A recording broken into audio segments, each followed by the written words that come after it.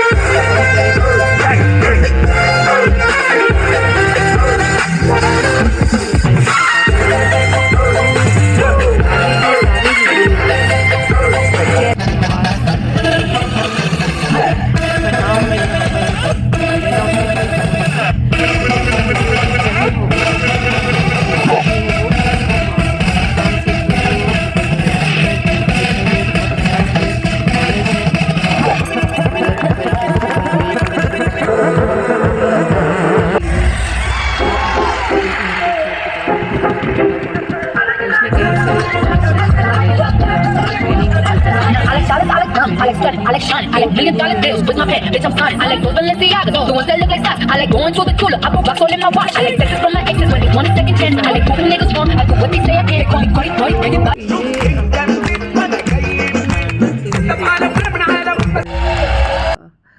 सारे नृत्य वगैरह ये आपका बेले डांस है, जो लड़कियां बेले डांस कर रही हैं। तो इसके लिए जो है इंटरेस्ट होना चाहिए। अच्छा था, डांस अच्छा था, सब बात ठीक थी। और उसको जो फॉरेनर्स थे और अदर कंट्रीज़ के, तो बहुत ही अच्छा डांस वगैरह किया। फिर हम लोग यहाँ से निकले तो हम लोग खुद भी अपना एंजॉय करते थे गाड़ी में। हमारे साथ जयपुर से आए हुए बहुत ही अच्छे सिंगर हैं दोनों। तो दोनों ने रास्ते में कव्वाली गाई, भाई साहब ने बहुत अच्छा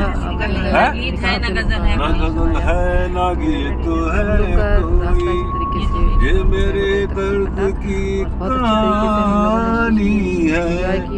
मेरे सीने में सिर्फ मेरे सीने में सिर्फ शोले हैं, मेरी आँखों में सिर्फ पानी है। ये सुनेगा वाले कभी बेकसी ने मारा है,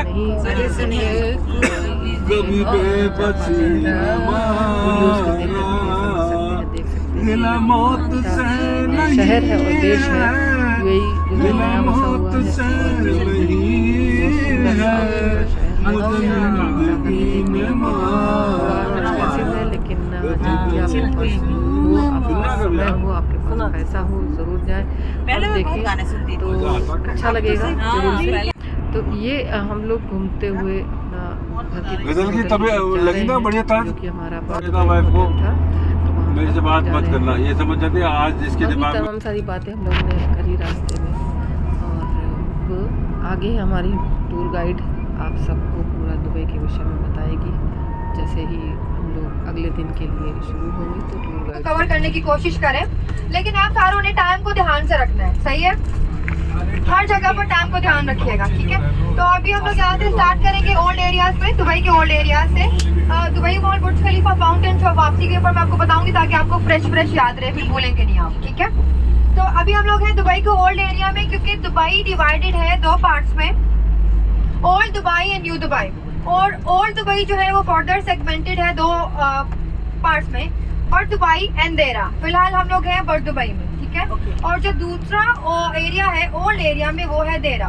between Deira and Bur Dubai there is a natural water body, creek, Dubai creek, सुना होगा मे भी आपने।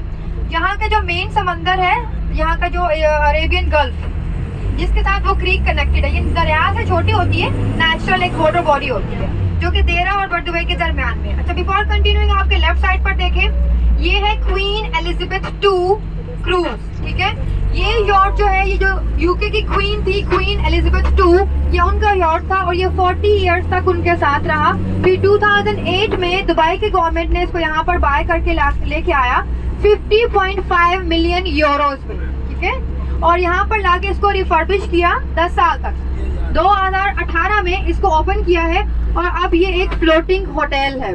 इसके अंदर डिफरेंट रूम्स बुक कर सकते हैं आप, उसके अलावा कॉन्फ्रेंसेस हॉल है, मीटिंग हॉल्स वगैरह हैं, रेस्टोरेंट्स वगैरह हैं। तो ये यहाँ का फ्लोटिंग होटल है क्वीन एलिजाबेथ 2 के नाम से, जो कि यूके की क्वीन थी। जानते हैं बुर्ज खलीफा, फ्यूचर म्यूजियम, बुर्ज अल अरब, ग्लोबल विलेज, मरकल गार्डन, ये सारी न्यू चीजें हैं, ठीक है? ये सारी डेवलप्ड एरियाज में हैं। लेकिन दुबई जब इस्टेब्लिश होना शुरू हुआ था तो दुबई वैसा बिल्कुल भी नहीं था। दुबई इस्टेब्लिश होना शुरू हुआ था 1833 में, जब 800 लोग आए थे अबू धाबी से।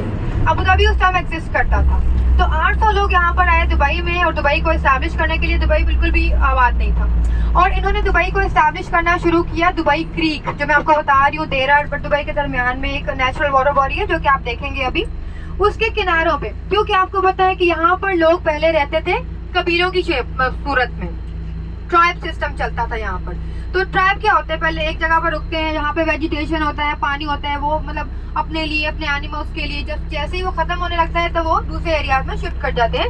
नोमैडिक लाइफ होता है उनका, नोमैडिक लाइफस्टाइल। पक्के घर नहीं होते उनके, टेंटेड हाउसेस होते हैं। तो सेम सिस्टम यहाँ पर भी चल रहा था। कि जो चीजें होती हैं उसके लिए पानी चाहिए होता है, तो उनकी कोशिश ये होती है कि वो पानी के नजदीक ही आबादी करें। तो दुबई क्रीक जो है वो उसके जो बैंक्स हैं उसके पे इन्होंने दुबई को एस्टैब्लिश करना शुरू किया था, जिसकी वजह से दुबई क्रीक को बहुत ज़्यादा इंपॉर्टेंस दी जाती है। अभी दुबई क्रीक के ऊपर उन्होंने कुछ नए डेवलपमेंट्स वगैरह भी करी हैं। तो 1833 में जब 800 लोग आए थे बनियास ट्राइब, दुबई की जो रूलिंग फैमिली है, जो यहाँ की रॉयल फैमिली है, और जो अबू धाबी की रॉयल फैमिली है, ये दोनों बनियास से आए हुए। ये उसके आगे से सब ट्राइब्स कहने आते हैं, सब फैमिलीज हैं। तो बनियास एक ट्राइब था, उससे 800 लोग आए दुबई को एस्टैब्लिश करने के लिए। क्योंकि उस वक्त पेट्रोल डिस्कवर नहीं हुआ था, तो उस टाइम के जो सोर्सेज ऑफ इनकम थे वो डिफरेंट थे।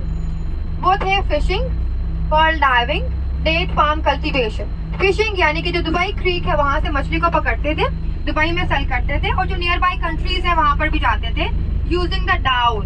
डाउ एक होती है, मैं अब बताऊंगी आपको, अब देखेंगे अभी। डाउ होती है एक लकड़ी की बोट।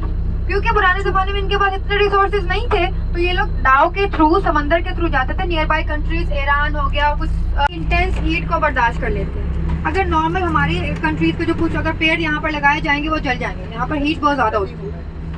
तो खजूर के जो पेड़, उसके अलावा यहाँ पे कुछ और भी लोकल ट्रीज हैं जो यहाँ के इन्वायरमेंट के लिहाज से बिल्कुल ठीक है। तो वो जो है वो इंटेंस हीट को भी बर्दाश्त करते हैं। उसके अलावा जो उनकी रूट्स होती हैं, खजूर के जो पेड़ होते हैं, वो अंडरग्राउंड वाटर को यूज कर लेती हैं। तो यानी वो कम पानी को यूज करके ज्यादा फ्रूट प्रोड्यूस करते हैं। उसके अलावा यहाँ की जो सॉइल है, मिट्टी जो है, उसमें सेलीन लेवल यानी सॉल्ट का, नमक का लेवल ज्यादा होता है समंदर के पानी की वजह से। तो जो खजूर के पेड़ है उसको भी वो बेयर कर लेते हैं, ठीक है।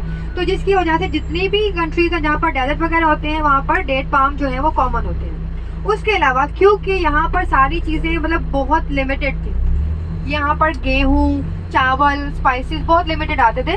यानी कि जब ये दूसरी कंट्रीज में फिश वगैरह सेल करने जाते थे, वापसी के ऊपर ये सारी चीज़ें लिमिटेड लेके आते थे। तो खजूरें जो है ये इनका स्टेबल फूड था। जिस तरह हम लोग आज रोटी खाते हैं, राइस हमारा कॉमन स्टेबल फूड है ना, बेस जो है, तो इस तरह खजूर इनका स्टेबल फूड होता था। उसके अलावा इनके पास होते थे कैमल्स के हर्ड, गोट्स के हर्ड और शीप के हर्ड, ठीक है। तो कैमल का गोश्त जो है हमारे रिलीजन में अलाउड है, तो ये कैमल मीट खाते थे, कैमल का दूध पीते थे, गोट का भी और शीप का भी। कैमल की जो स्किन है वो यूज करते थे अपने टेंटेड हाउसेस वगैरह बनाने के लिए। जो गोट्स वगैरह है और जो शीप है, शीप की जो स्किन है वो आपको पता है ब्लैंकेट्स, वूल वगैरह जो है उसकी ब्लैंकेट्स वगैरह बनाने में यूज होती है। तो ये इनका नोमैडिक लाइफस्टाइल था, ठीक है।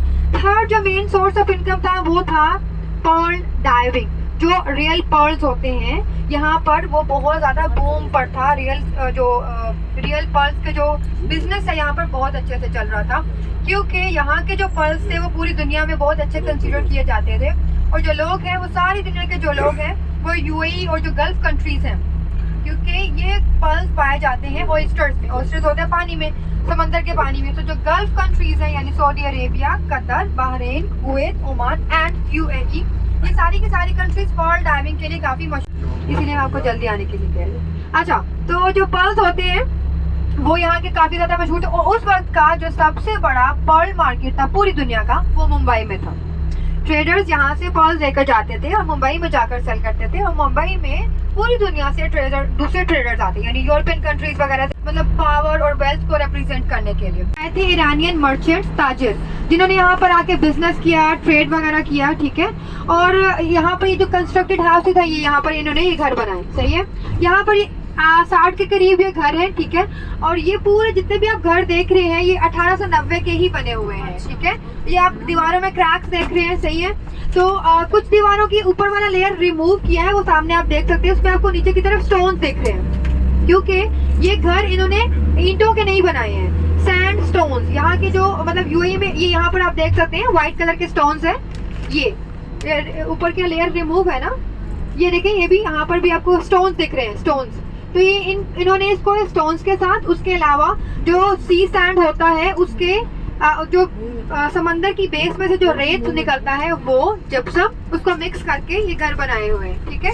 और हर एक घर के टॉप पे देखिए, यहाँ से आपको सामने क्लियरली दिख रहा है, हर एक घर के टॉप के ऊपर एक स्ट्रक्चर है जिसमें वो आपको स्क्वायर से दिख रहे हैं ना, ये क्योंकि यहाँ पर पुराने जमाने में बिजली पंखे वगैरह नहीं होते थे। तो ये है विंड टावर्स, ठीक है। इन्होंने इसको इस तरीके से डिजाइन किया हुआ है जस्ट लाइक अ चिमनी, कि हवा जो है, विंड जो है वो गुजर के इनके लिविंग एरियाज में जाती थी और वेंटिलेशन का काम होता था, यानी कि एयर क्वालिटी भी इम्प्रूव होता था। उसके अलावा जो अंदर का टेम्परेचर है वो भी नॉर्मल रहता है। यहाँ पे आपको पता है कि मोस्ट ऑफ द ईयर जो है वो गर्मी रहती है। तो ये है अलसीफ एरिया, यहाँ पे कोई रहता नहीं है, इन घरों में कोई रहता नहीं है, लेकिन इन घरों के जो ग्राउंड फ्लोर्स हैं उस पे इन्होंने डिफरेंट शॉप्स बनाई हैं। ये है अलसीफ ट्रेडिशनल मार्केट, जो कि 1890 में बना था। राइट साइड पे जो एरिया है ये है डिफरेंट एम्बेसीज, कंसुलेट्स। दुबई में जो है 80 के करीब डिफरेंट कंट्रीज के कंसुलेट्स हैं, जिसमें ये अभी यहाँ पर लिखा हुआ था ब्रिटिश एम्बेसी, फिर यूएस एम्बेसी है, वो यहाँ पर फ्लैग है यूएस का, फिर वो सऊदी अरेबिया का फ्लैग है। उसके पीछे की तरफ काफी ज्यादा एम्बेसीज हैं, इंडिया पाकिस्तान की एम्बेसी भी यहाँ पर है। तो मैं आपको बता रही थी कि ये है बर्ड दुबई एरिया। ये दरमियान में जो आप पानी देख रहे हैं ये है दुबई क्रीक, जो यहाँ के मेन समंदर के साथ कनेक्टेड है। जो क्रीक के अक्रॉस एरिया है वो है देरा एरिया, जहाँ पर है gold market, gold souk, spice market, spice souk, ठीक है। तो बर्ड दुबई पोर्ट्स हैं जिसपे पैसेंजर्स को एक जगह से दूसरी जगह पे लेके जाया जाता है, उनको कहते हैं आबराज, ठीक है, वुडन बोट्स आबराज। और जो बड़ी वाली डाउज है वो अभी पीछे नजर आ रही है। डाउज जो बड़ी वाली वुडन बोट्स है वो जो डाउज होती है जिससे ये गुड्स वगैरह ट्रांसपोर्ट करते हैं। ये अभी रिसेंटली 2017 में बना है अलसीफ मॉडर्न एरिया। यहाँ पर सर्दियों में यानी विंटर में जब इवनिंग्स में वेदर प्लेजेंट होता है, हवा वगैरह चलती है, तो ये इसका आउटडोर जो एरिया है वहाँ पर भी किड्स वगैरह के शो होते हैं, अडल्ट वगैरह के शो होते हैं। तो यहाँ पर फैमिलीज आते हैं, अपने बच्चों के साथ एंजॉय वगैरह करते हैं। लेकिन गर्मियों में क्योंकि बाहर गर्मी होती है तो जो रेस्टोरेंट्स है वो क्योंकि इंडोर होते हैं, एसी वगैरह रहता है, तो जो रेस्टोरेंट्स है उसके अंदर भी लोग आते हैं तो वहाँ पर एंजॉय करते हैं अपना। तो ये है अलसीफ मॉडर्न एरिया। ओके, अभी मैं आपको थोड़ा सा ओवरव्यू दूंगी यूएई के बारे में। आप सबको पता है कि दुबई जो है वो एक स्टेट है यूएई के अंदर, ठीक है। दुबई इटसेल्फ एक कंट्री नहीं है। तो UAE is a country of 7 Emirates. Emirate basically state को कहते हैं। किसी को नाम आते हैं दूसरी एमिरेट्स के? नहीं, कोई बात नहीं। यहाँ की जो 7 एमिरेट्स है वो है अबू धाबी, दुबई, शारजा, रास अल खैमा, फुजैरा, उमुल क्वेन एंड अजमान। ठीक है, ये 7 एमिरेट्स मिलकर बनाती हैं यूएई। और यूएई कंट्री जो बना था वो बना था 1971 में। और 1971 में ये सारी एमिरेट्स इकट्ठे होकर इन्होंने ये यूएई कंट्री बनाया। बिफोर 1971 ये 7 एमिरेट्स अलग अलग थे। इनके पासपोर्ट्स अलग थे, इनकी इकोनॉमी अलग थी, इनके रूलर्स वगैरह अलग थे। रूलर्स तो अभी भी अलग है, यानी किंग्स जो हैं 7 एमिरेट्स में 7 किंग्स हैं। ठीक है, लेकिन जो मेन किंग है, जो यूएई का प्रेसिडेंट है, वो अबू धाबी के किंग है। और उसके अलावा जो 7 एमिरेट्स है, इसमें जो रिचेस्ट एमिरेट है, जो लार्जेस्ट एमिरेट है और जो कैपिटल है वो भी अबू धाबी है।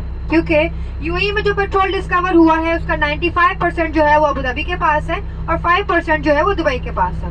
जो बाकी 5 एमिरेट्स उनके पास पेट्रोल बिल्कुल भी नहीं है। So Abu Dhabi is the richest emirate, largest emirate. Largest क्यों? क्योंकि जो इसका टोटल एरिया है यूएई का, इंक्लूडिंग ऑल द 7 एमिरेट्स, वो है 83,600 स्क्वायर किलोमीटर्स, जिसमें अबू धाबी के पास है 67,340, यानी कि टोटल एरिया का 87% अबू धाबी के पास है।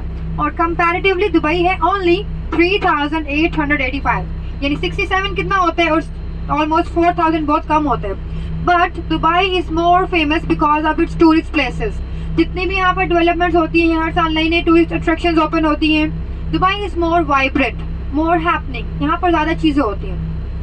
अबू धाबी वाले जो है वो पेट्रोल पे रिलाई कर रहे थे क्योंकि उनका पास पेट्रोल ज़्यादा था, बट अभी उन्होंने भी टूरिज्म पे फोकस करना शुरू किया है। सो कमिंग ईयर्स में वहाँ पर टूरिस्ट अट्रैक्शन ज़्यादा होंगी। नॉर्मली जब यहाँ पर लोग आते हैं, ओवरऑल जनरली आपको एक आइडिया दे रही हूँ, तो अगर वो 1 वीक के लिए आते हैं यूएई में, 6 डेज उनका दुबई होगा, 1 डे उनका अबू धाबी होगा। लेकिन कमिंग ईयर्स में क्योंकि वहाँ पर ज़्यादा अट्रैक्शंस ओपन हो रही हैं, यूनिक वाली, जो कि दुबई में भी नहीं होंगी, तो वहाँ पर भी लोग जाया करेंगे मे बी 2 दिन के लिए। तो मतलब वो भी अब फोकस कर रहे हैं टूरिज्म के ऊपर। उसके अलावा जो कैपिटल है वो भी अबू धाबी है ऑफ कोर्स।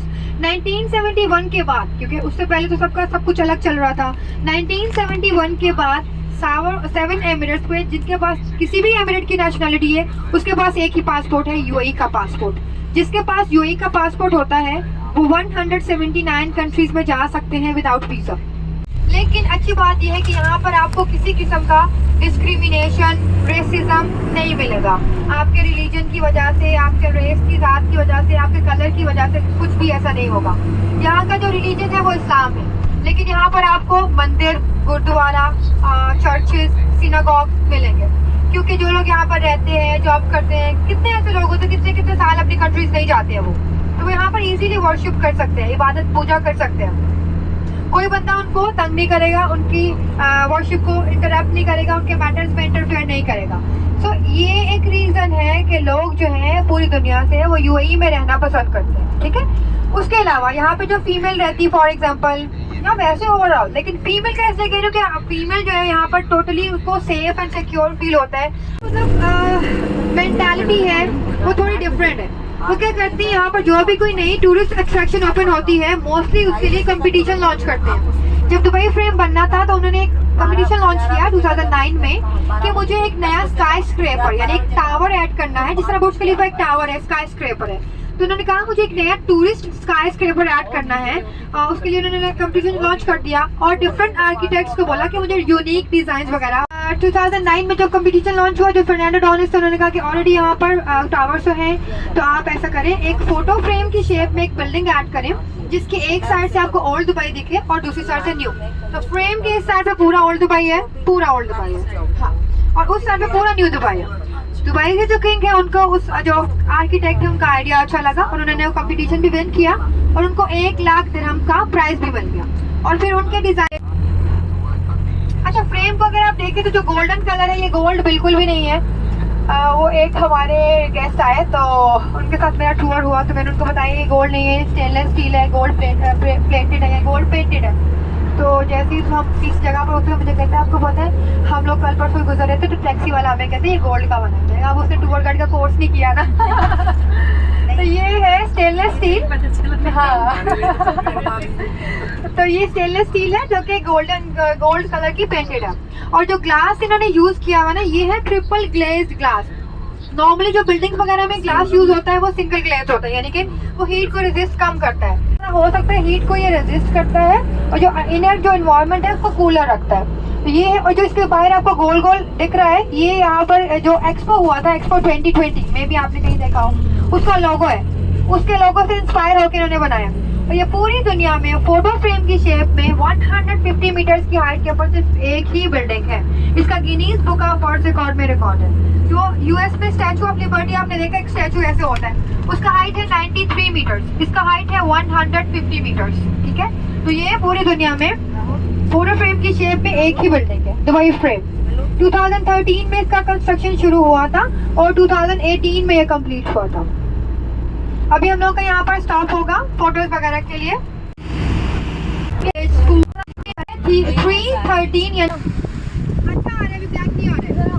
लेनी है ना ही इनडायरेक्ट, क्योंकि if they feel offensive they will call police, police will immediately deport you.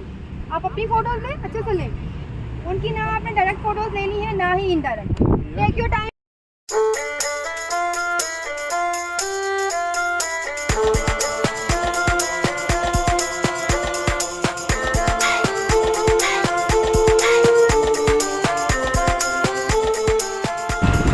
स्वागत है।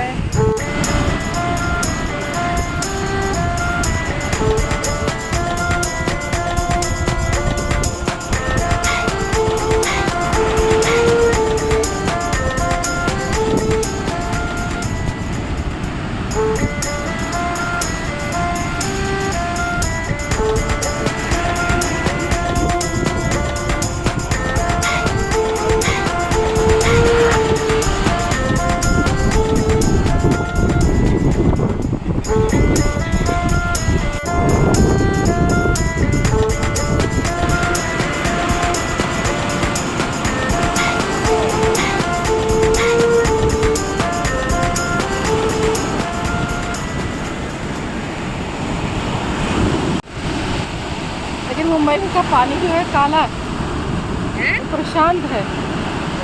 प्रशांत तो वहाँ पे है, रामेश्वरम के पास में। मुंबई में भी अरबी सागर है। छू क्या हो पानी का?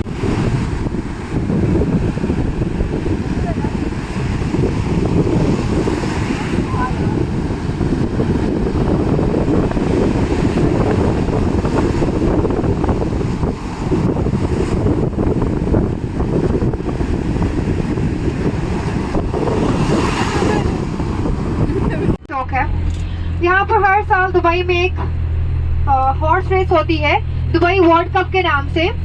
मार्च के महीने में जो भी लास्ट सैटरडे आता है उस पे वो रेस होती है।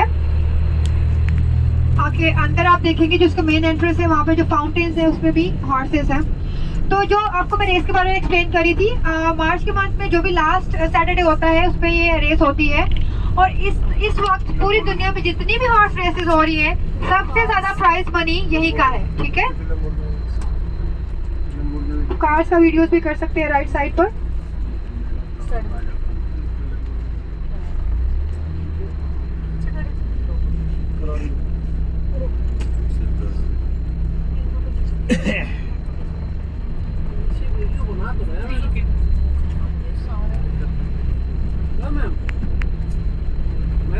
वो यहाँ रुके होंगे। ये जो लोग यहाँ पे टूरिस्ट स्टे करते हैं ना, ये उनके हैं। पिंक कलर वाली देख कौन?